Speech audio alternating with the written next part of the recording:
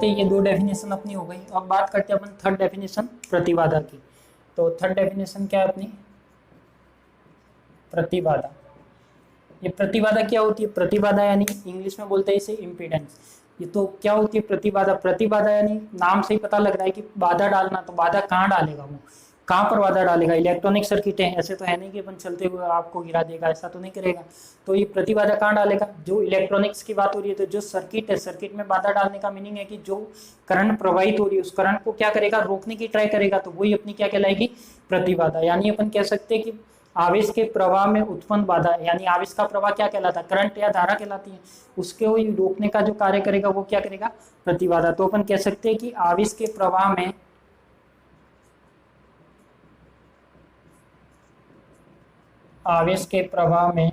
उत्पन्न बाधा,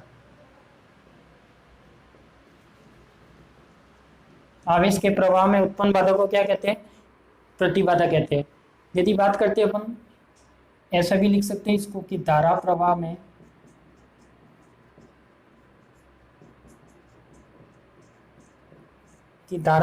उत्पन्न बाधा, धारा प्रवाह में उत्पन्न बाधा क्या कहलाती है?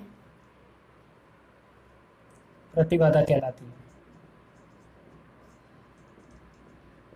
तो जब आप नोट्स बना रहे हो उसमें, नोट्स में तो वैसे तरीके से मैं शॉर्ट में लिख रहा हूँ।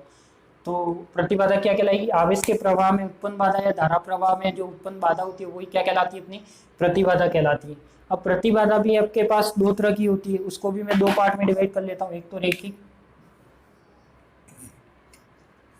फर्स्ट तो रैखिक प्रतिबाधा,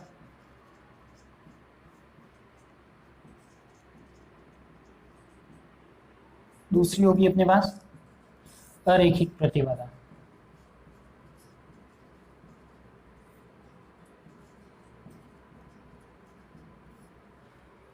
तो देखो, रैखिक प्रतिबाधा और अरैखिक प्रतिबाधा किसे कहते हैं? सबसे पहले बात करते हैं रैखिक। रैखिक को इंग्लिश में बोलते हैं लीनियर इंपीडेंस।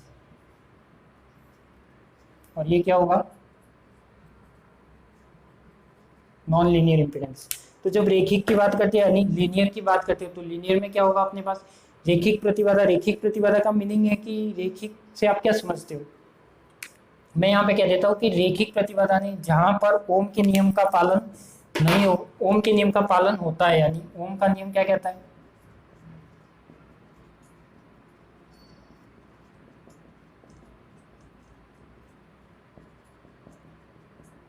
यानी ओम का नियम क्या कहता है? V is equal to I R. यदि मैं यहाँ पे V और I के बीच में ग्राफ बनाऊं तो कैसा ग्राफ आना चाहिए? V बढ़ रहा है तो I भी बढ़ेगा, V घट रहा है तो I भी घटेगा। यानी V और I के बीच यदि अपन ग्राफ बनाए तो वो ग्राफ कैसा आना चाहिए? दोनों देखो, फॉर्मूले से पता लग रहा है कि इसका यदि ग्राफ बनाया जाए तो ग्राफ कैसा आएगा अपने पास? एक सीधी रेखा इस टाइप में आएगी। तो अपन कह सकते हैं कि ये वाली क्या है? एक रैखिक प्रतिबाधा, यानी एक लाइन आ रही है इसलिए। तो कह सकते हैं कि वह परिपथ या वह उपकरण जो क्या करता है? ओम के नियम का पालन करता है। यदि V व I के मध्य ग्राफ खींचने पर एक सरल रेखा प्राप्त होती है तो वह क्या कहलाता है? रैखिक प्रतिबाधा कहलाती है। तो यहाँ पर ये भी लिख सकते हैं कि V व I के मध्य ग्राफ बनाया जाए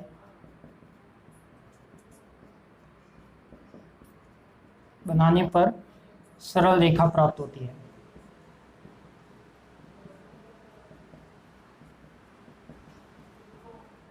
तो ये वाली क्या कहलाएगी? अपनी रैखिक प्रतिबाधा कहलाएगी। तो ओम के नियम का पालन होता है। ओम के नियम का पालन होने के बाद क्या रहता है? V is equal to I R. V व I के दोनों देखो समानुपाती है, मतलब क्या है? V बढ़ने पर I भी बढ़ेगा, V घटने पर I भी घटेगा। तो अपन कह सकते हैं कि दोनों के बीच में यदि ग्राफ बनाया जाए तो वो क्या आएगा? एक स्ट्रेट लाइन आएगी, यानी सरल रेखा आएगी। इसलिए ये क्या कहलाती है? अपनी रैखिक प्रतिबाधा कहलाती है। यदि इसके एग्जाम्पल देखें तो L, C और R, यानी जो प्रतिरोध होता है, कैपेसिटर होता है और इंडक्टर होता है, वो क्या होते हैं? हमेशा लीनियर होते हैं। तो इसलिए अपन कह सकते हैं कि इनका ग्राफ क्या आता है? एक सरल रेखा आती है। तो ये वाली कहलाएगी अपनी रैखिक प्रतिबाधा। अरैखिक प्रतिबाधा की बात करें तो अरैखिक प्रतिबाधा में क्या होगा? ओम के नियम का पालन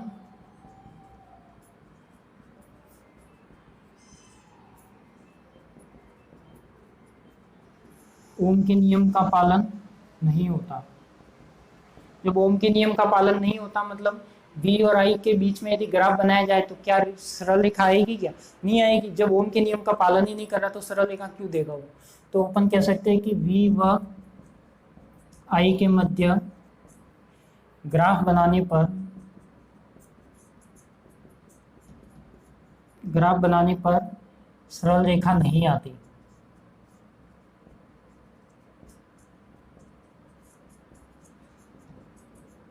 तो अपन कह सकते हैं कि अरैखिक प्रतिबाधा किसे कहते हैं और रेखिक प्रतिबाधा किसे कहते हैं। तो प्रतिबाधा यानी आवेश के प्रवाह में उत्पन्न बाधा या धारा प्रवाह में उत्पन्न बाधा क्या कहलाती है, प्रतिबाधा कहलाती है। इसको भी मैंने दो पार्ट में डिवाइड किया, रेखिक और लीनियर और नॉन लीनियर। तो रेखिक प्रतिबाधा किसे कहते हैं, वह उपकरण या वह परिपथ जो ओम के नियम का पालन करता है। यदि V व I के बीच में ग्राफ खींचने पर क्या आ जाए, अपने पास सरल रेखा आ जाती है, सरल रेखा आ जाती है, तो ये वाला क्या है, रेखिक प्रतिबाधा है। अरैखिक प्रतिबाधा किसे कहते हैं, जो ओम के नियम का पालन नहीं करता और V व I के मध्य ग्राफ खींचने पर क्या आ जाए, अपने पास सरल रेखा नहीं आती, तो वो क्या कहलाती है, अरैखिक प्रतिबाधा कहलाती है। तो ये आपकी क्या थी, थर्ड डेफिनेशन थी। फिर अपन फोर्थ डेफिनेशन की बात करते हैं, द्विपार्श्विक प्रतिबाधा।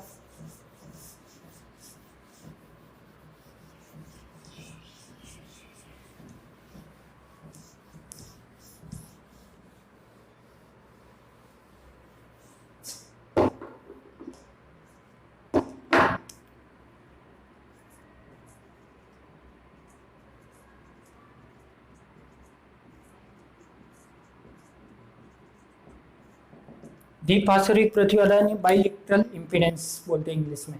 तो ये वाली डेफिनेशन क्या कहती है, द्विपार्श्विक प्रतिबाधा यानी ये अपन कह सकते हैं कि जो बाइलेटरल इम्पीडेंस है वो किसे कहते हैं। तो अपन मानते हैं कि जब द्विपार्श्विक प्रतिबाधा की बात करें, यानी इसको मैं डिफाइन करूँ तो एक बार डेफिनेशन सुन लो कि वह परिपथ या वह उपकरण जिसमें धारा की दिशा को बदल दिया जाए, यानी धारा की दिशा को बदलने पर यदि उस सर्किट में कुछ भी परिवर्तन नहीं आता है तो वो क्या कहलाती है, अपनी द्विपार्श्विक प्रतिबाधा कहलाती है। यानी अपन ने मान लिया, एग्जाम्पल देखते हैं इसका।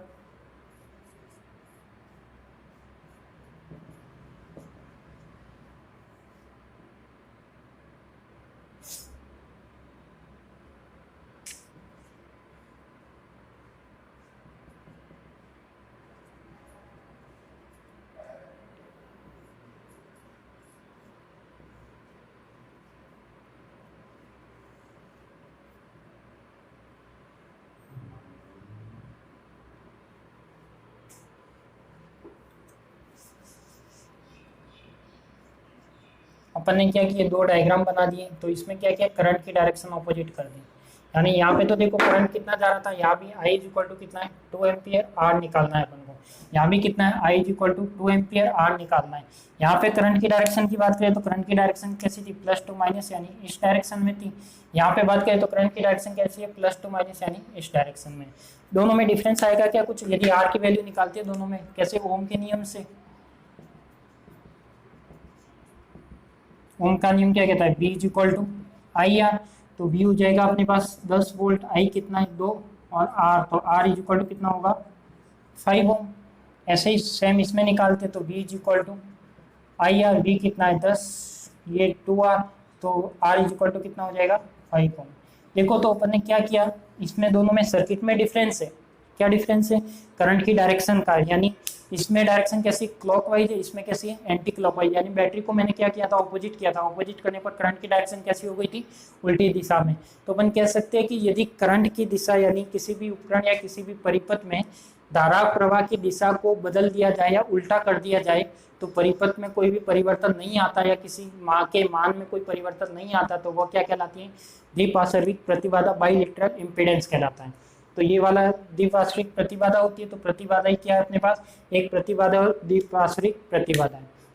तो ये हो जाएगा अपने पास दोनों डायग्राम। तो आप लिख सकते हो इसमें कि किसी भी परिपथ या किसी भी उपकरण में धारा की दिशा को बदल दिया जाए या उल्टा कर दिया जाए तो सर्किट में या परिपथ में कोई भी परिवर्तन नहीं होता है, उसे क्या बोलते हैं, द्विपार्श्विक प्रतिबाधा कहते हैं। एक अपन बात करते हैं, इसमें एक वर्ड नहीं है जो आता है, प्रवेश्यता। जो प्रवेश्यता है जिसको अपन लिखते हैं बाय से। यदि प्रतिबाधा की बात करें तो प्रतिबाधा को अपन डिनोट करते हैं हमेशा जेड से, यानी प्रतिबाधा को तो किससे लिखते हैं, जेड से।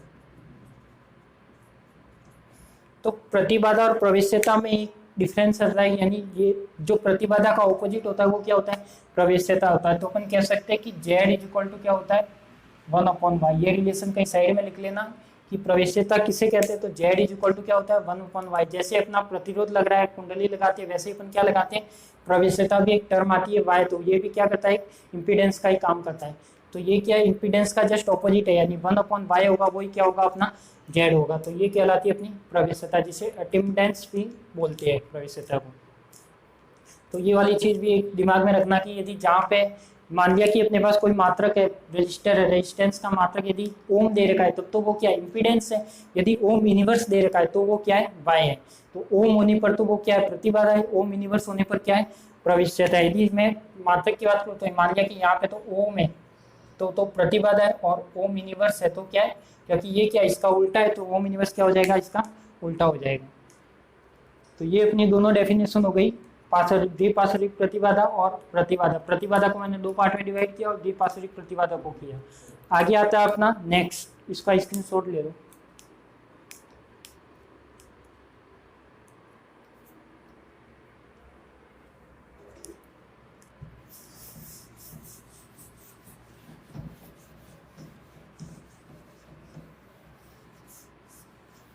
नेक्स्ट आता है अपने पास ब्रांच।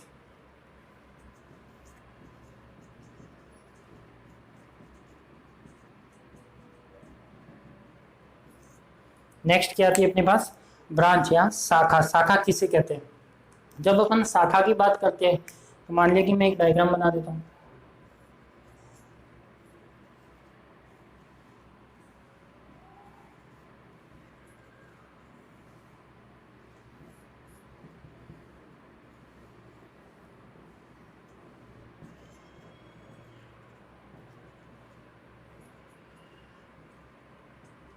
ये क्या अपने पास कोई भी डायग्राम है। अब अपन मानते हैं कि अपन ने इस डायग्राम में क्या लगा रखा है, एक बैटरी लगा रखी, तो ये सर्किट क्या करेगा, वर्कआउट करेगा, यानी इसमें करंट जाएगी। तो मान सकते हैं I1 I2 I3 कैसे भी करंट मान सकते हो।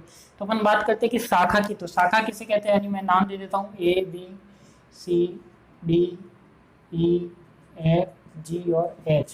यानी शाखा किसे कहते हैं, शाखा यानी कोई भी ब्रांच की बात कर रहा है। ब्रांच यानी अपन बात करें ए और बी पद की, यानी ए बी क्या अपना एक पद है, ए भी एक पद है, यानी इसमें कह सकते हैं कि ए बी पद में धारा का मान क्या रहता है, समान रहेगा।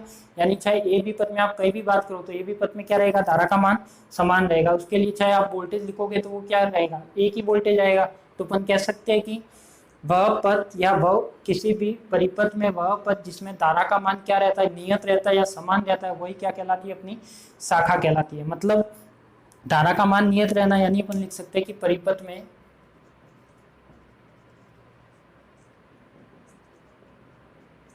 धारा का मान नियत रहता है।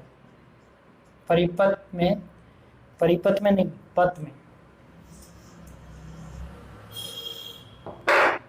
परिपथ में किसी पथ में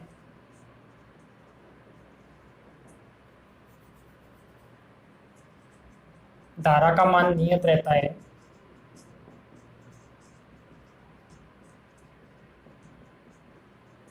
क्या रहता है, परिपथ में किसी पथ में धारा का मान नियत रहता है, तो वही अपनी क्या कहलाती है, शाखा कहलाती है।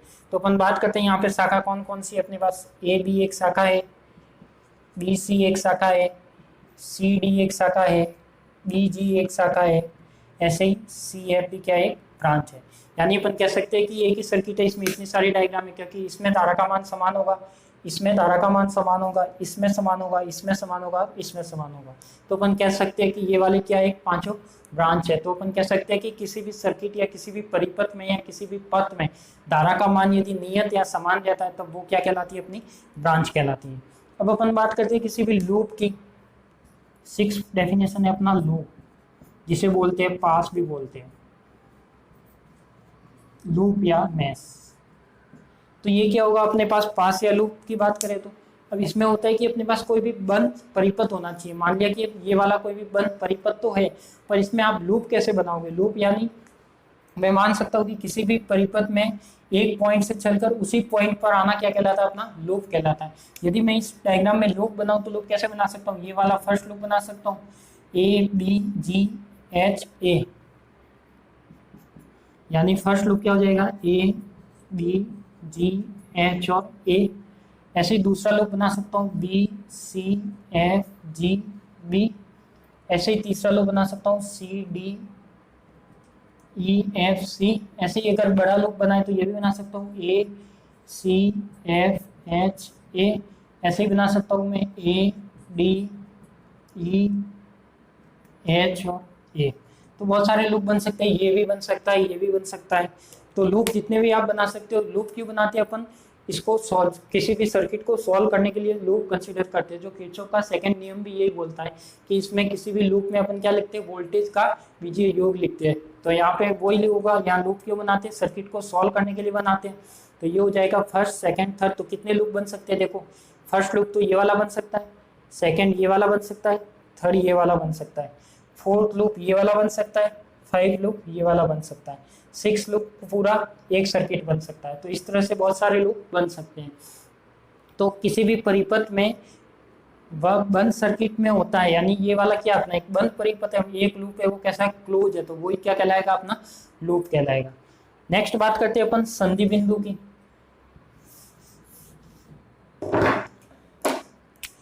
7 नंबर,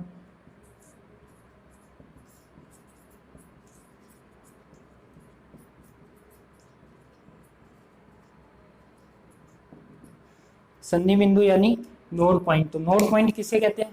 तो नोड पॉइंट आप समझ सकते हो कि नोड पॉइंट किसे कहेंगे। मान लिया कि अपने पास यही डायग्राम है, तो संधि बिंदु या नोड पॉइंट यानी ऐसा बिंदु या ऐसा पॉइंट जहां पर क्या हो, दो या दो से अधिक शाखाएं आकर मिलती है, वही क्या कहलाता है, अपना संधि बिंदु कहलाता है। यानी दो या दो से अधिक शाखाएं का आकर मिलना। लिख लेता हूं मैं यहाँ, जब दो या दो से अधिक शाखाएं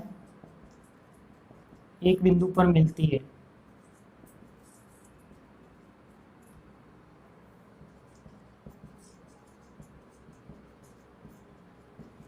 यानी जब दो या दो से अधिक शाखाएं एक ही बिंदु पर आकर मिलती है, तो वो क्या कहलाता है, अपना नोड पॉइंट कहलाता है। तो इस डायग्राम में देखें कि दो या दो से अधिक शाखाएं कहाँ मिलती है, तो मान सकता हूँ तो बी पॉइंट क्या है, नोड पॉइंट है, सी पॉइंट क्या है, नोड पॉइंट है, जी पॉइंट क्या है, नोड है, एफ क्या है, नोड है। तो कह सकते हैं कि बी सी जी ये सब क्या अपनी संधि बिंदु है। तो ये आपकी टोटल डेफिनेशन थी, 7 डेफिनेशन थी। तो सातों को डेफिनेशन को आप अच्छे से नोट्स में अच्छे से, थ्योरेटिकल कंसेप्ट है तो बनाकर लिखना है आपको। जो मैंने बोला है वही चीज़ें लिखनी है, कुछ भी एक्स्ट्रा नहीं लिखना है। जहाँ डायग्राम बनाने की जरूरत हो वहाँ आपको डायग्राम भी बनाना है। डायग्राम भी कैसे सफाई से बनाना है। तो सबसे पहले तो जाल, तो मैं एक बार सबको बोल के बता देता हूँ कि जाल किसे कहते हैं। तो जाल किसे कहते हैं, तो जाल किसे अपन ने बोला था कि एक विद्युत स्रोत होता है और एक विद्युत चालक अवयव होता है। यानी वह परिपथ या वह उपकरण जिसमें विद्युत स्रोत व विद्युत चालक अवयव के द्वारा किसी भी परिपथ का निर्माण किया जाता है, वही क्या कहलाता है, नेटवर्क या जाल कहलाता है। जिसको अपन ने दो भाग में डिवाइड किया, एक तो सक्रिय जाल, दूसरा निष्क्रिय जाल। सक्रिय जाल किसे कहते हैं, एक्टिव रीजन, यानी वह उपकरण या वह परिपथ जिसमें क्या हो, विद्युत स्रोत उपस्थित हो, सर्किट वर्कआउट करे, तो वो क्या कहलाएगा, एक्टिव कहलाएगा, सक्रिय कहलाएगा।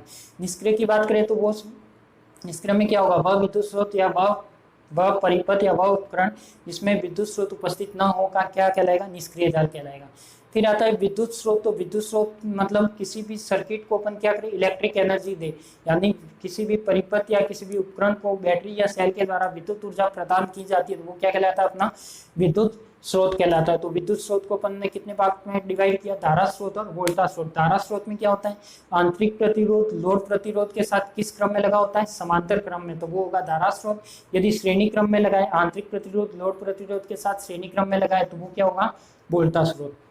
धारा स्रोत को मैंने दो पार्ट में डिवाइड किया, आदर्श धारा स्रोत, वास्तविक धारा स्रोत। आदर्श धारा स्रोत यानी आंतरिक प्रतिरोध का मान क्या हो जाना चाहिए, अनंत होना चाहिए। तो जब आंतरिक प्रतिरोध का मान अनंत होगा तब वो क्या कहलाएगा, आदर्श धारा स्रोत। यदि वास्तविक की बात करें तो आंतरिक प्रतिरोध का मान कुछ न कुछ होगा, जो आदर्श धारा स्रोत कभी भी पॉसिबल नहीं होता। यदि वोल्टा स्रोत की बात करें तो आंतरिक प्रतिरोध सीरीज में लगना चाहिए ZL के साथ। तो ZL कहाँ लगता है, हमेशा आउटपुट, जहाँ पर अपन आउटपुट लेते हैं वहां अपन लोड लगाते हैं। तो ये हो जाएगा अपने पास आदर्श धारा स्रोत और आदर्श वोल्टा स्रोत। ऐसे ही वास्तविक धारा स्रोत और वास्तविक वोल्टा स्रोत। प्रतिबाधा की बात करें, यानी आवेश के प्रवाह में उत्पन्न बाधा या धारा प्रवाह में उत्पन्न बाधा क्या कहलाती है, प्रतिबाधा कहलाती है। प्रतिबाधा को दो भाग में डिवाइड किया, रेखिक प्रतिबाधा और अरेखिक प्रतिबाधा। रेखिक प्रतिबाधा किसे कहते हैं, जिसमें ओम के नियम का पालन होता है, वह रेखिक प्रतिबाधा कहलाती है, लीनियर कहलाती है। बी और आई के बीच में ग्राफ बनाने पर सरल रेखा आती है। अरेखिक किसे कहते हैं, जिसमें ओम के नियम का पालन नहीं होता, बी व आई के बीच का ग्राफ बनाने पर क्या है, सरल रेखा ना आए, वो क्या कहलाती है, अरेखिक। रेखिक प्रतिबाधा लीनियर इंपीडेंस के एग्जाम्पल LCR, और जो अरेखिक के एग्जाम्पल है वो क्या है, अपने पास डायोड और ट्रांजिस्टर। तो क्योंकि डायोड ट्रांजिस्टर क्या दो पार्ट में जुड़ते हैं, रिवर्स में भी जुड़ता है, फॉरवर्ड में भी जुड़ता है, इसलिए वो किसका एग्जाम्पल है, उसका एग्जाम्पल है। बाइलिटरल इंपीडेंस यानी द्विपार्श्विक प्रतिबाधा किसे कहते हैं, वह प्रतिबाधा जिसमें या किसी परिपथ में धारा की दिशा बदल देने पर या उल्टी कर देने पर क्या हो अपने पास, धारा की दिशा को ऑपोजिट कर देने पर उसमें कुछ भी परिवर्तन नहीं होता है, वह क्या कहलाती है, द्विपार्श्विक प्रतिबाधा कहलाती है। शाखा किसे कहते हैं, किसी परिपथ में वह पथ जिसमें धारा का मान क्या रहता है, नियत रहता है, तो वही क्या कहलाती है, अपनी शाखा कहलाती है। लूप किसे कहते हैं, तो किसी भी बंद परिपथ को ही क्या कहते हैं, लूप कहते हैं। तो कोई भी बंद परिपथ या क्लोज सर्किट होता है वो क्या कहलाता है, अपना लूप कहलाता है। तो लूप को ऐसे आप अलग अलग नाम देकर अलग अलग बना सकते हो, जब और जरूरी नहीं कि जो मैंने बनाया वही बनाओ, कोई सा भी लूप बन सकता है, क्लोज होना चाहिए। संधि बिंदु, जब दो या दो से अधिक शाखा एक ही बिंदु पर आकर मिलती है तो वो क्या कहलाता है, अपना संधि बिंदु कहलाता है। तो यहाँ पे दो या दो से अधिक शाखा जहाँ पर आकर मिलेगी तो वही क्या कहलाएगा, अपना संधि बिंदु कहलाएगा। तो ये आपका यूनिट फर्स्ट सर्किट एनालिसिस में फर्स्ट टॉपिक था, सम इम्पोर्टेंट डेफिनेशन। तो ये 7 या 8 डेफिनेशन है, तो इनको आपको अच्छी तरीके से नोट्स में लिखना है। बाकी अपन इससे आगे बात करेंगे किरचॉफ लॉ की सेकंड क्लास में। तो आप सभी को धन्यवाद। आप टाइम टू टाइम साथ में डेली का 40 या 45 मिनट का वीडियो होता है, तो उसमें आप नोट्स बनाते जाइए और साथ साथ में लिखते जाइए। तो थोड़ा थोड़ा कवर करोगे तो आपको आराम से कवर होगा, इलेक्ट्रॉनिक्स समझने में बिल्कुल भी कठिनाई नहीं होगी। मैं सभी विथ न्यूमेरिकल के साथ ही आपको ये कंप्लीट करवाऊंगा, जो भी थ्योरम आएगी उसको भी विथ न्यूमेरिकल के साथ करवाऊंगा। एक वीडियो में थ्योरम बनेगी, एक थ्योरम में न्यूमेरिकल बनेंगे। तो मैं न्यूमेरिकल के साथ ही इस इलेक्ट्रॉनिक्स को लेके चलूँगा ताकि आपको अच्छे से समझ में आए। तो आप सभी को धन्यवाद, मिलते हैं फिर अपन नेक्स्ट सेकेंड क्लास में।